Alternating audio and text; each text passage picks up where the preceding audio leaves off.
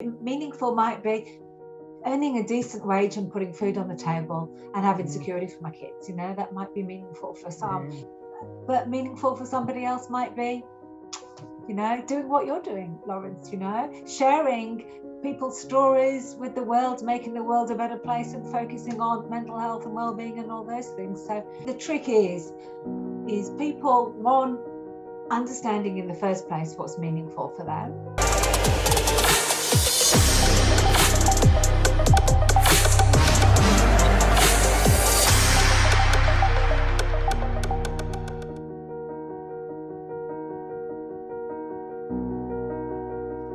Well, hello everyone and welcome to another episode of the Finding Equilibrium show. I'm delighted to be here, delighted that you're here, and delighted to have my guest today. My guest today is Nikki Beaumont, the CEO and the founder of Beaumont People, a really innovative, interesting and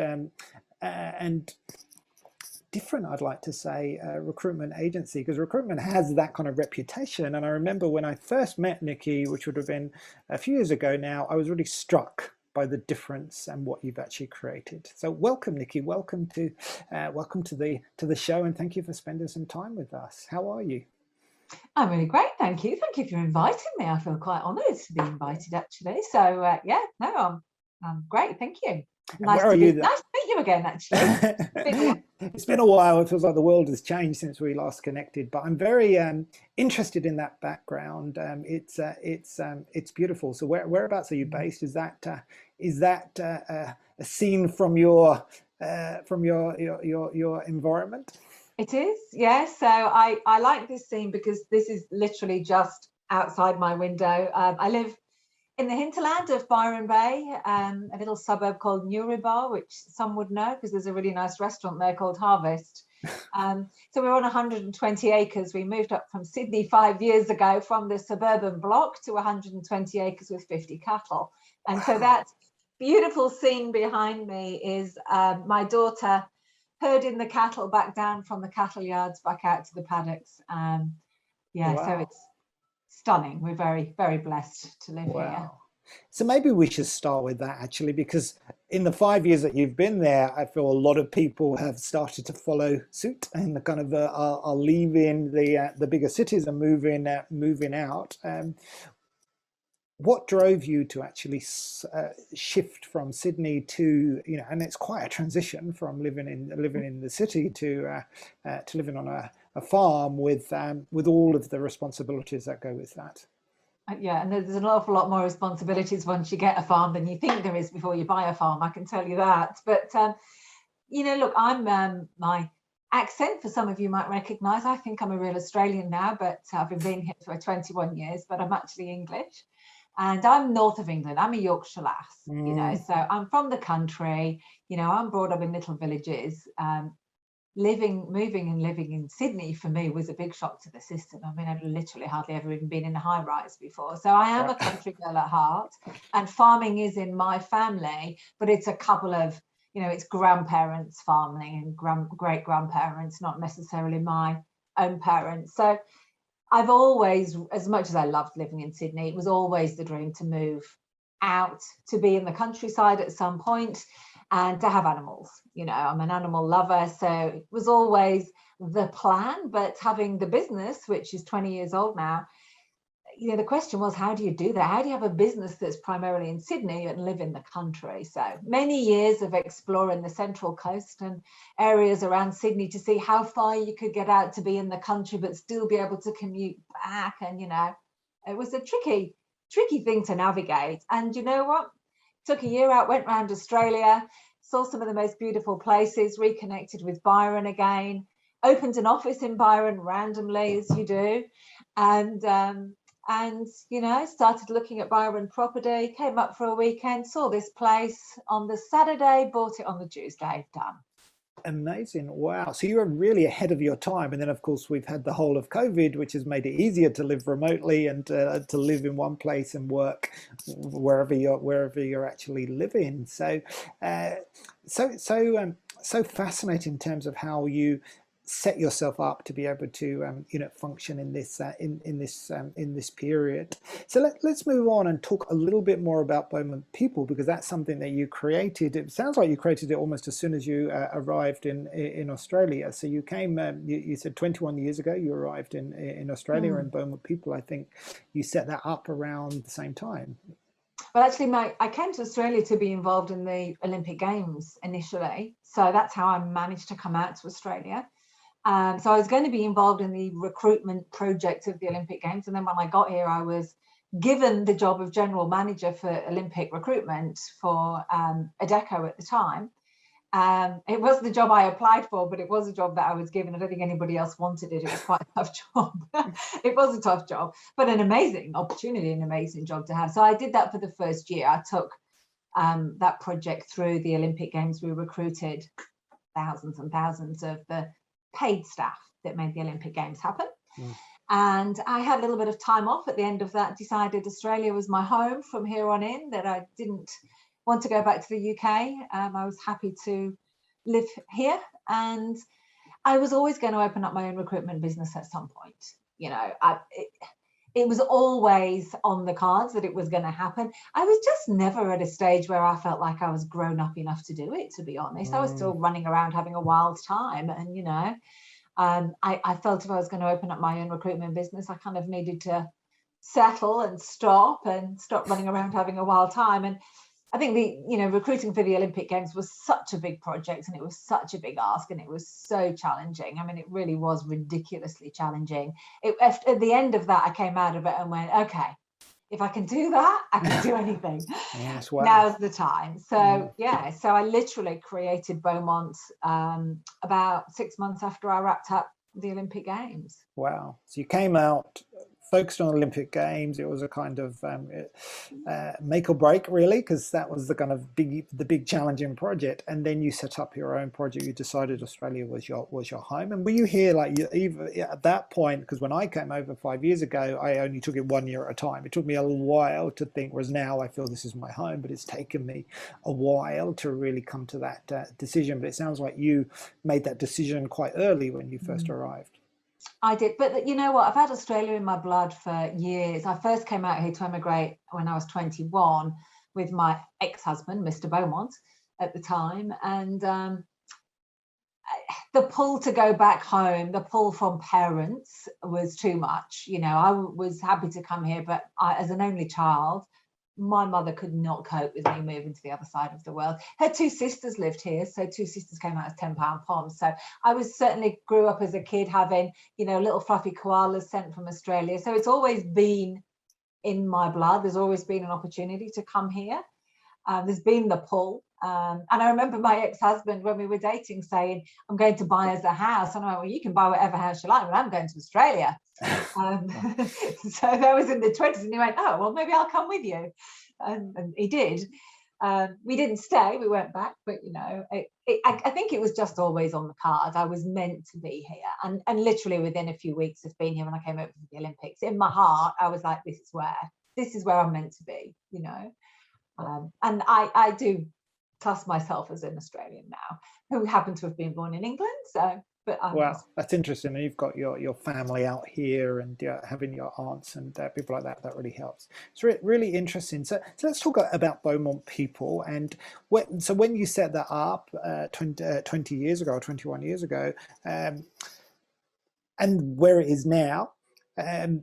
For people who aren't familiar with Beaumont People, it's probably worth you just saying what you do, where you specialize, because I know you're in so many different areas now, and then taking us back and telling us, you know, how the journey evolved over the years. Okay, so yeah, we celebrated 20 years in July of this year. 20 years, it sounds a long time, doesn't it? It goes rather quickly though. Started off myself in my bedroom in Bondi, you know, with some scraps of paper, and, you know, we were really only getting our head around the internet and emails and things at that time. You've got to remember, you know, different times 20 years ago. And I was very naive. I mean, I was a great recruiter, but I was very naive when I think back. I'd got us through the Olympic Games, the recruitment team there. But there's an awful lot to be learned about starting your own business from scratch. But obviously, over the years, I've clearly learned something. So 20 years on, we've evolved to we're a team of around about 50 at the moment, 50 headcounts. And we've probably got about 300 casuals out working for us, temps out working for us. And we specialize initially we specialized in call center. We set up with a specialization in call center. My idea was for us to be a little bit different back then in 2001 was we will specialize in call center, not your bums on seats kind of call center, but more of your higher quality, the kind of call center person that you want to speak to who just gives you an amazing customer service, not the one who, does not give you a very good service, but the other end of the spectrum with all the service that goes behind that of how we interact with the customer to find them those people. And it didn't actually really work out that way, to be honest, because I think so many companies were actually quite happy with the cheap bums on seat service, and that was servicing them enough to actually try and get them to look at something different with a brand new face in the market was not really working anyway. So we expanded into office support, business services, and then started to get some traction over a period of time. We added on finance, we added on IT for a while. Eventually we came to add on things like the charity side, which is a beautiful story around the GFC, which I won't tell now, but you can come back to that later. So we started to work in supporting charities. I've always had an absolute passion for charities. And then we've added on other things since then. So we still do call center, we still do office support, we still do charities. We're celebrating about 10 years now. Education is one of our specialist areas, health and social care, executive, and associations and memberships, and now IT as well. So there's a mixture, but the offices are just Sydney and Byron at the moment, soon to be opening in the Gold Coast. But Byron, of course, gets to do quite a lot of hospitality because that's the kind of work that there is around here too. So, so there are specialist areas split between the two offices, and although we mostly cover Sydney, Northern Rivers, Gold Coast, we also look after companies completely Australia-wide as well. That's wonderful. Well, congratulations. One thing I'd love to ask you now, move on, is your own recruitment. So you mentioned you've got 50 people who work for you as kind of the core staff. I know when you look at the recruitment industry in terms of statistics, there's a high turnover, whereas your turnover is a lot less than that. I'd love you to just share your what it is, if that's okay, but also what you do to be able to achieve such a result. Yeah, our turnover is extremely low. I mean, we get some turnover, of course. You get your wanted turnover and unwanted turnover, of course, as any company does.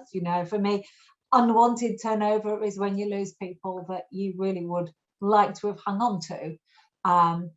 And wanted turnover is when people, we've had one recently, that it wasn't the right role for this person, and they made a choice and went, you know what, I love the business, I love what you do, but I'm not good at this role and it's not giving me joy, and so you get that too. Yeah. But generally across the business, yes, our turnover is extremely low. Many people within the business are 10 years and more. I think 15, 16 years for some of the people in the business is 20 years old. So, overall our averages is, long tenure. Second question is, how, why? It's a whole suite of things, Lawrence. It's not one thing. There's a whole suite of things. But I think if you can put it all to, bring it all together into the main thing, is that, we have our tagline is placing people first.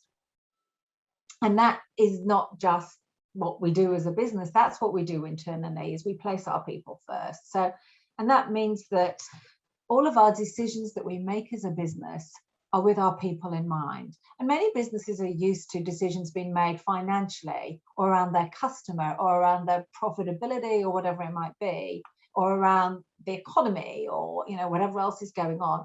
Whereas our decisions are all start from our people.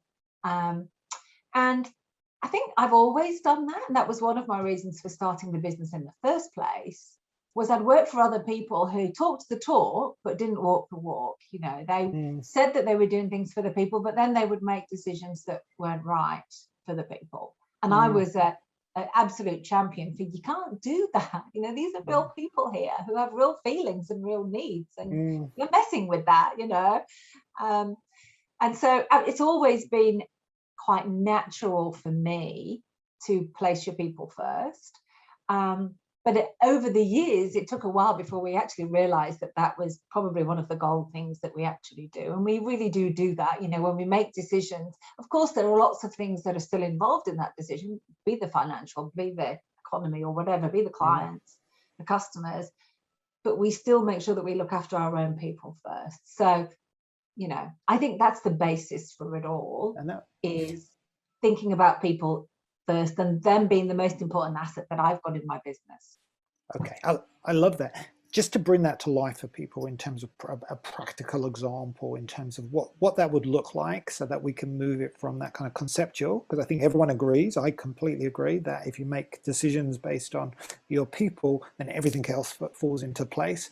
But like you said, sometimes we ignore that, even though, and I've worked with many companies and they have people first as one of their values, but then when you look at how they're actually making decisions, clearly it's not people first. You know, it's people first after these other decisions, or we've got these reasons that we can't put the people first, we have to put these other things first. So if you could share a practical example or some way that makes it real for people, so they understand how an organization who really does have that as a value, how your organization would make decisions that are aligned with that value. Yeah, so I think one of the nicest examples is back in the GFC days, sort of 2009, when the GFC hit us in 2009 in recruitment, as in many businesses, you know, we'd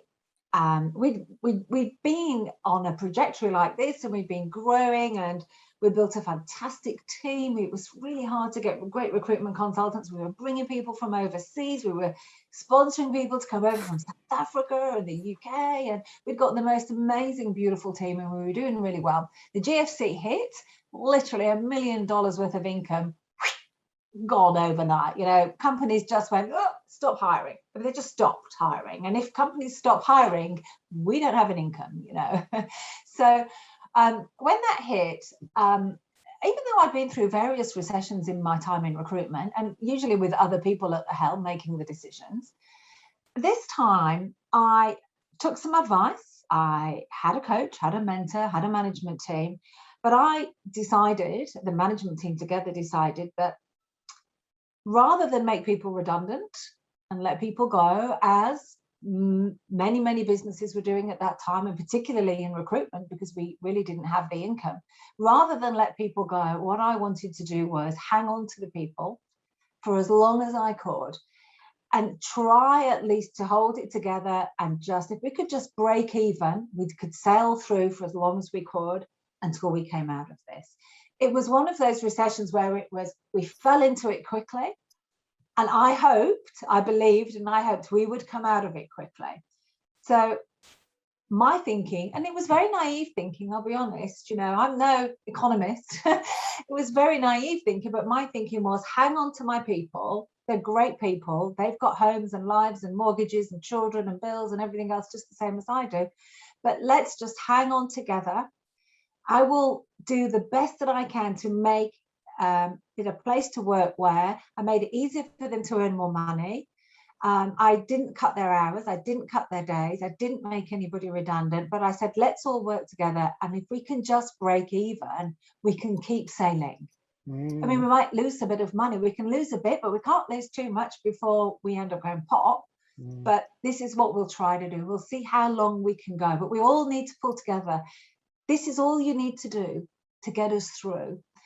And that's pretty much what we did, you know. So that for me is probably one of the easiest ways I can explain of placing people first. Now, that's all well and good. It's easy when you own the business and you can make those decisions. And obviously I do own the business, so I could make the decisions. It's not about me or the profitability. It was about let's be sensible. What's the minimum that we can bring in to just pay our wages and keep going, and, you know, rack up bills with the tax office and things like that I could put off here and there just until I could get through. But we did get through. I mean, we lost a few people along the way because it was really hard year and a half, who went, this is too hard. It's, you know, it's too hard for me to deal with the fact that, you know, there are no jobs out there. I've got people ringing me all the time desperate for a job and I can't help them. So people did naturally find a job elsewhere, and they went, you know, they went with our blessing. Our heart went with them because it was tough times.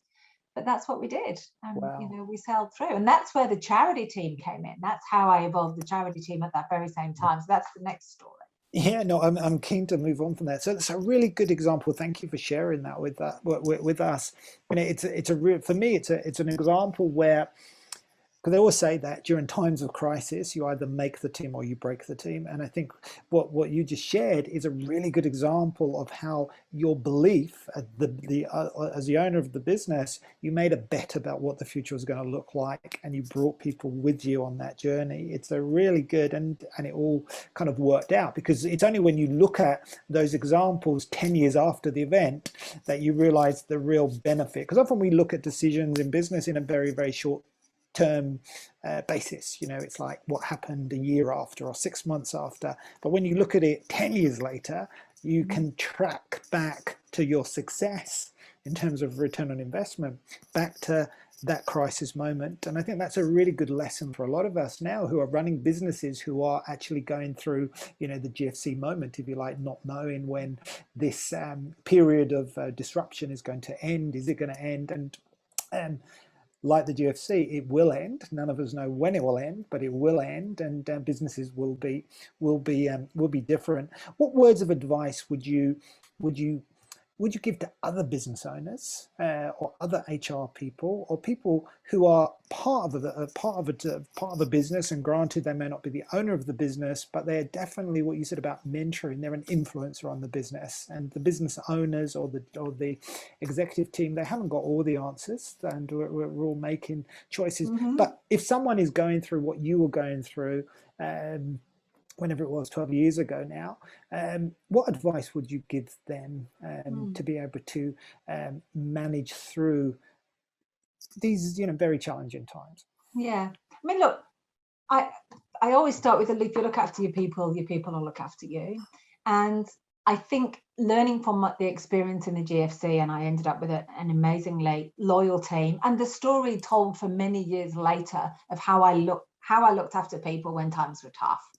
And that's just what they could expect from me. And, you know, so that's certainly followed me. But of course, when COVID hit, it was the same thing that happened to us. In March of last year, when COVID hit, whoosh, no jobs, suddenly gone, you know. And of course, when everyone was sent home into lockdown, you know, with hundreds of temps out working, the clients went, whoa, get rid of the temps. We can't do anything. Temps can't work from home. So we did exactly the same thing happened. And we did the same thing. You know, we held hands. We did this time have to let a few people go, because we'd actually just taken a whole new people on. So we knew we actually wouldn't be able to sit at break even. We did let a few people go, unfortunately. But it was only a very small percentage of the large workforce that we have in place now. And I think, you know, the learnings for anybody else is look after your people, and your people will look after you. Absolutely be transparent as you can with your people. That's one thing we certainly learned in both my situations. Communicate, be transparent. And my team have said to me through this last challenging year and a half, time and time again, we are just so grateful of what you've done for us. And we are so grateful, and you kept us so informed, and you were so honest with us about everything that was going on. Every decision that was made was described, was carefully shared with us. You supported us. You made us feel like you knew what you were doing. And even if you didn't, you told us when you went, we don't know if this is going to work, but we're trying it. And you told us what we could do to help. And so that communication was key. And I think, you know, the other thing is surrounding yourself with some people that you can talk to. And, you know, in the GFC, I had a mentor. Recently for COVID, I didn't, but I have a fantastic managing director in Nina Mapson-Bone. And her and I were like this through the beginning of COVID. You know, we spent literally hours on the phone together going, what are we going to do? You know, making these really difficult decisions at times. And having that person that you can talk to and help work through those problems. And then the entire management team that sits behind Nina and I. But even for me, other recruitment agencies, you know, I pick up the phone to other recruitment business owners and go, how are you going? What are you doing? You know, what can we learn from each other? What's working for you? What are you thinking is going to happen? So I would just pick up the phone and speak to people. And actually since then, what I've done up here in Northern Rivers is I've realized that as a business owner, you just so need that support sometimes. So I've actually developed some peer-to-peer networks up here. And we've actually done that throughout the whole business. So we have a mentoring program for leaders through Beaumont People. And we set up working groups in all of our different industry sectors, which were completely free, all organized by us, of 10 to 12 people at a time. So marketing people together, fundraising people together, CEOs together, finance and accounts people together, bringing them all together to go, have somebody else that you can talk to and get ideas off and ask questions of. And, you know, I think really the gold is in that, you know. I agree. The gold really is in that. Yeah. I mean, you really talk about the power of connection. I did an email newsletter today, actually, which is all about connection. And that's a really good example of connection. I think we've learned that so much during, you know, here in Sydney, we've been in lockdown now for almost 3 months, and it makes you so aware of how important connection is. Just those chance conversations to people who will relate to your specific situation at that specific time. Thank you for sharing that. Let's kind of talk now about charity and not for profit, because I know this is a big area of passion for you. So you started to tell us about how you became interested in the charity section, and you said there's a story. So I'd love to hear that story now around what inspired you to enter that sector and to continue doing work in that in the way that you have been. Yeah, so I've always been passionate about supporting charities. I'm a sucker for charities, you know, animal charities, children charities, environment charities. I love them all, and you know, I support them all. But I always struggled with that. This one pair of hands can only do so much, you know. And I'm a busy person, you know. I'm always running around at 90 miles an hour, and I was, you know, much as I do for charities, I've run for this, I've slept out for that, I've raised money for this, I've made jewelry for that. You know, you wouldn't believe some of the stuff that I do. I sold some eggs yesterday, which the money goes to charities. Always stuff going on, but it was never enough. You know, I always felt that I could do more. So my dream was that when Beaumont People got big enough and successful enough, that I would have a consultant that just worked for charities on a pro bono basis, and, you know, supported charities in helping them to recruit their best people. And, you know, wouldn't that be amazing? That would be a really great way to impact lots of charities. So I had this dream going back for years that that's what I would do. When Beaumont was big enough and grown up enough and had enough money to be able to chuck a couple of $100,000 at hiring somebody that could do that, you know. And of course the GFC came along and it was like, oh, well, that's going to be that. But it was actually the GFC which was the catalyst for me, because I was in the mindset of, okay, I've got all of these people and they've got no work to do, or not much, you know, there's really not much income, they've got no work to do. And we're paying for, what did they seek actually? We're one of the people that was a catalyst, because back in those days, you know, we bought 300-400 Seek adverts a month, and we were in a contract for 2 years, you know. And when the GFC hit, it was like, I won't be needing those adverts. Thank you very much. So if you could stop charging us the $50,000 a month that you charge us, that would be very nice, because I can't pay it. Anyway, they wouldn't, and they couldn't. You know, they were like, oh no, you're in a contract for 2 years. Sorry about that. So I was like, what am I going to do with all these ads? There's all these charities. I know. I'll give these ads to the charities, so they don't spend their money on Seek, because I've spent it anyway and they won't let me out of it. So it kind of evolved initially from that.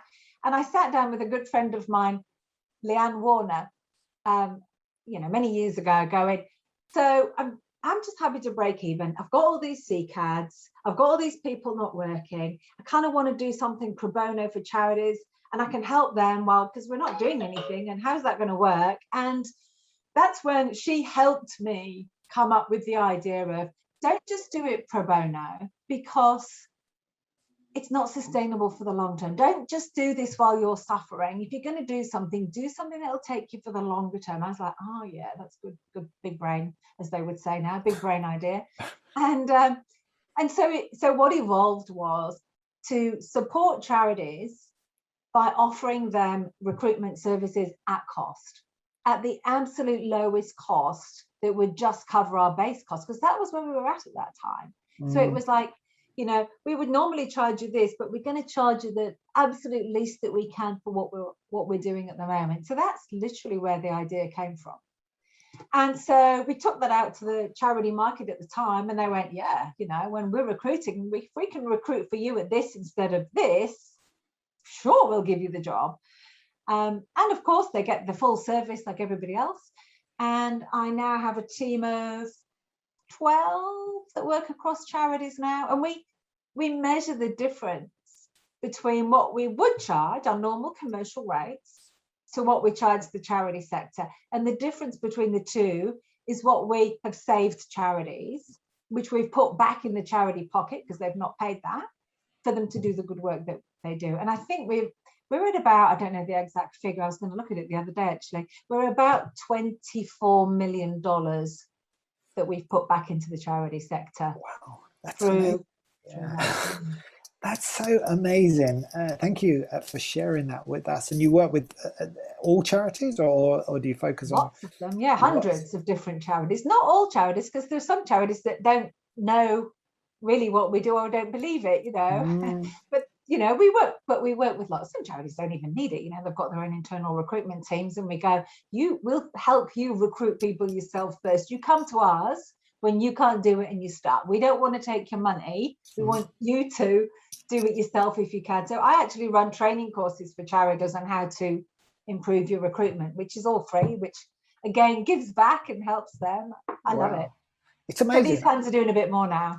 They are. I mean, it's a really good example of where you realize your own limitation in terms of resources to how you can actually really scale your expertise and your intention to really impact so many more people. I think it's a great example. I mean, my background's marketing, and I can see a very similar model appearing in the marketing space, because again, it's very similar. You're recruiting people, marketers recruit customers, and how do you recruit customers? How do you find customers? What are the right channels? And there's so much expertise that could be applied in a similar way. It's very, very inspiring in terms of how you can really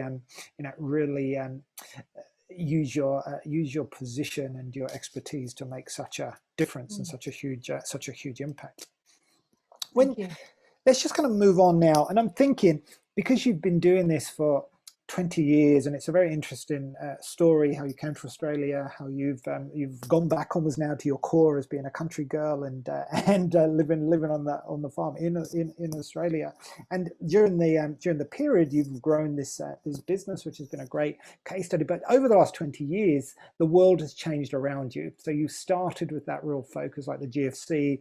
I was around during that crisis, and of course, now it feels very historic, when we look at that, kind of what were the lessons, and I find myself kind of sharing the lessons with people who weren't around at that time, because that's the only other sort of big crisis that I personally had worked through.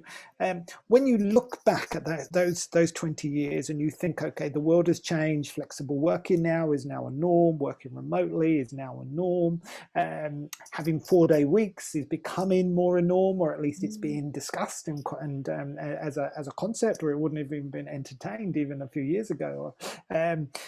Things like meaningful work is becoming more in demand, and that term I'm hearing it a lot more. And me personally, it's what has driven me and the work I do. It's about having meaningful work, so that I feel that my work is actually aligned with something which is important to me, has that meaning. What's your view on meaningful work? Is that something for just a few people, or can everybody find meaningful work depending on what they're doing? So we talked about call centers, for example. I've done work with call centers, and when you look at some of those call centers, they're not exactly the best examples of well-being in practice. They're evolving, but there are some, really,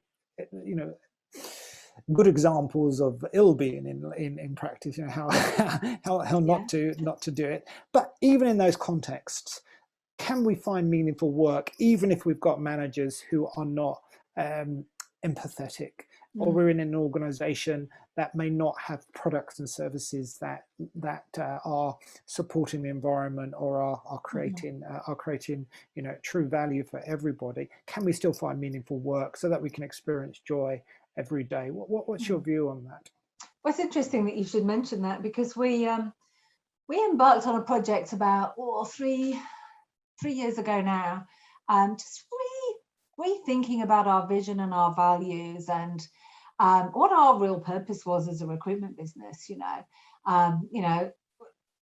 Even though we were doing great work and we knew what we were there to do, I just knew that there was something missing about pulling it all together and articulating it properly to the world. And we went through a process that made us realize that what we're actually about as a business is not just placing people in jobs, it's actually placing people in meaningful work. So it actually has become quite core to who we are and what we're about and what our conversations are about internally and with our candidates and our clients that we're working with. So we also at the same time realized that here, particularly in Australia, but worldwide, there wasn't really even a definition for what is meaningful work. What does it mean? Does it mean working for a charity or an environmental organization, or, is it totally also meaningful to, work on a farm and, tend the cattle, or, create widgets? So there was really no clear definition. So we actually set about a project, and we took on some researchers to actually research it for us. And as it's turned out, it took us about 1.5 years, but we developed a tool to measure meaningful work. Really? How interesting. Yeah. So we now, and it's only actually more recently been launched, and it is available through our website, but there is a questionnaire which delves into people's personal, how people feel about what meaningful work is for them. And it's free, it's available for everybody.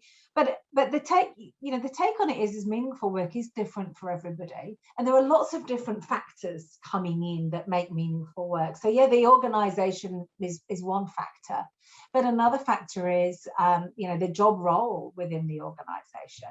Another factor is the society and the community that you live in terms of how you connect with what meaningful work is. So there are lots of different factors for meaningful work. And I think what we've got to understand is meaningful work for some people may mean working for a not-for-profit and saving the world, saving the animals, saving the children, that is meaningful work for many people. But meaningful work for others is my cleaner who's been here this morning, Lisa. That's meaningful work for her, because she knows that she's doing a great job and helping me out. And I come back to her and go, oh my God, thank you so much. I really appreciate this. And she knows she's making a difference with what she can do. That's what she can do. And she loves that. She's happy in her work. She's free. She can do what she wants. That's meaningful for her. So I think the trick is people, one, understanding in the first place what's meaningful for them. And it will change, so what's meaningful for people now may not be in 1 year, 2 years time. Meaningful might be earning a decent wage and putting food on the table and having security for my kids. That might be meaningful for some, but meaningful for somebody else might be, doing what you're doing, Lawrence, sharing people's stories with the world, making the world a better place, and focusing on mental health and well-being and all those things. So the difference is once people have understand what they want, then finding a way to get to it. Yes. And that's the harder part. One is people even realizing that they deserve it, or finding the way to get there. But it is, I think it's it's an opportunity for I would like to say everybody, but I guess some people are in different circumstances where maybe that's not as easy for some as it is for others. It is. I mean, the other thing I'd say to that, you know, based on, you know, my experience, my own life, and the people I work with, is that sometimes, because we didn't even talk about when I was in my 20s, it wasn't about meaningful work. It was about getting a job. It was about developing a career. And then as my career evolved and you start experiencing life and you experience different workplaces, different managers, then you start to create a vision of what things could be like, respecting different individuals, because not everyone wants to work for a not-for-profit, etc. But what I would say is where everybody is right now, it's part of the journey to find meaningful work, because it doesn't mean just because you may be doing a job at this point in time that isn't particularly meaningful or doesn't feel meaningful. You can always find meaning in whatever you're actually doing. It is part of that journey, isn't it? You know, you start to join the dots, because I often feel that when you look back, everything makes sense. You know, the different dots kind of join together, but when you look forward, it doesn't, you know, because it's a future. But I think you've just got to have that belief that what you're doing is leading you to actually find that meaning. Because if you've got a tool that can help people, because it starts with understanding what do I really care about, you know, what is meaningful for me as an individual. So we'll share that at the end, and I'll put that in the notes, because that's a starting point in terms of that awareness and asking those bigger questions. And then I think once you ask questions, then of course you start to think about the answers, and it may take a little while, sometimes years, to actually find the answer. But with the right kind of support, you can actually get there. All right. Well, one of the things that we've done, I mean, leading on from that, you know, we recognise that. So from the meaningful work tool that we created, and we put a lot of investment into that, to getting that right, and making sure that it worked, and it was, I don't remember the words for it, but you know, it is a proper tool that works. We did all of the background information to make sure that it was tested and tested and tested. But we did two other things from that. One was that we developed a career coaching service within the business. So that's to help those people move from one role into another. So they've discovered what they want. Now we can help them in the journey. So we've got the career coaching service that we developed. And the other thing is the strengths profiling. So we now have a strengths profiling service to actually help people along that journey as well. That's so key.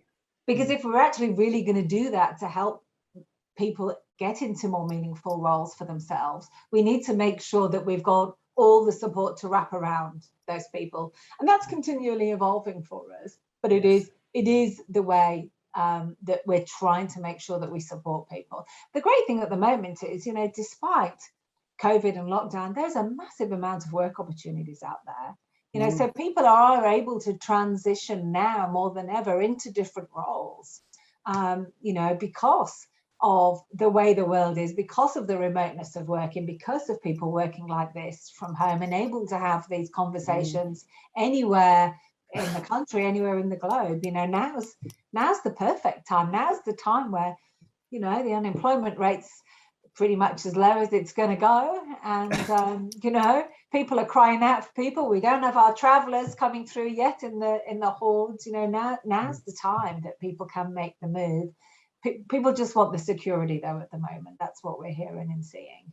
Yes, we're seeing that. Well, it's that balance, isn't it, between the security of the now with setting yourself up for success, and becoming more resilient, I guess, to what changes occur. You know, we are lucky, and I've certainly benefited from the way we're working. You know, I've been able to work with customers, clients in the UK and America, which would never been possible before. And I think it's not that the technology wasn't there. I think the mindsets have shifted now. So people are looking to recruit people in Australia to work for a company in Canada. You know, it's possible now. So, and I think that's very exciting. And everyone's different, but having the right, you know, you touch on something which I believe very passionately is the power of the coach. And because when you've got a coach or a mentor, those people can really guide you, because if you haven't got anyone to talk to, and of course we can read books and we get great mentorship from that, but actually being able to access coaches, and often we say, well, we can't afford coaches, but being able to kind of democratize coaching so that coaches are available. I know there are some good services that really do that and good support services, but any resources that you can share who can help people who kind of listen to what you're saying but are very security focused and let's say risk adverse and scared, scared because moving into the unknown is always scary. It's a lot easier to just stay put, even if it's not such a pleasant situation. But many people are being pushed to make a change and are actively looking and seeking. So any resources to help people make a transition, understand what their strengths are as a good starting point, so they could try and do something different. It is an opportunity for people. So, and any thoughts on that? No, we, as I say, we have all those facilities around us, but there's a huge amount in addition online that people can access that's for free, that they can access too. So yeah. Lots of things. I'll put some things in the link in the resources. Let's kind of wrap up now, but before we go, I'd like to ask you one last question, because this is all about finding equilibrium. What do you do personally? You have a very busy life, running a business, running a farm, having a family, like you've got so many different demands on your time. What are the things that you do that are non-negotiable to help you find equilibrium every day and stay balanced so that you can function and operate and stay well? I think the thing that I tend to do every single day is go down, feed the animals and walk the dog. So we've got a lot of animals, but just, going down, feeding the alpacas, the donkeys, the horses, the chickens, checking on the cows, walking the dog. Takes me half an hour, but it's just such a beautiful environment. I walk down this lane and just enjoy the environment, be out in nature. So I'm an outdoors girl. I'm an outdoors nature person. I love to be outdoors. I'm very active. So my daily walk with my dog is one thing. The other thing is be out in nature, keep myself fit. They're non-negotiables for me. I do as much of that as I can. I try to work 3 days a week. We're a business that does the 4-day week. So we've been doing that for nearly 2 years, I suppose. Oh, wow. Now. We love the 4-day week, but I do try to work 3 days as much as I can. And my other couple of days are used for whatever. Yesterday, I was in the veggie patch planting some strawberries, which was wonderful. So, being out there playing tennis with a friend, because you could while in lockdown. That's a wonderful way to actually see somebody. Yeah, that's cool. That's cool. So they're the things that I like to do.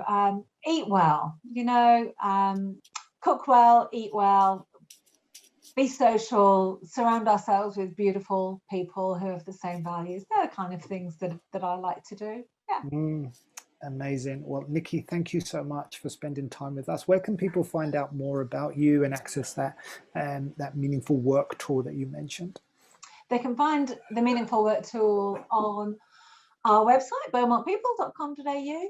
Obviously, connect with me on LinkedIn. Reach out to me at any time if you want to know stuff or if I can help you with stuff. I spent most of the morning having little 1-to-1 half-hour catch-ups with people that are reaching out, asking me for stuff, but that's fine. I love doing that. I love helping people. I'm mentoring about 3 or 4 people at the moment.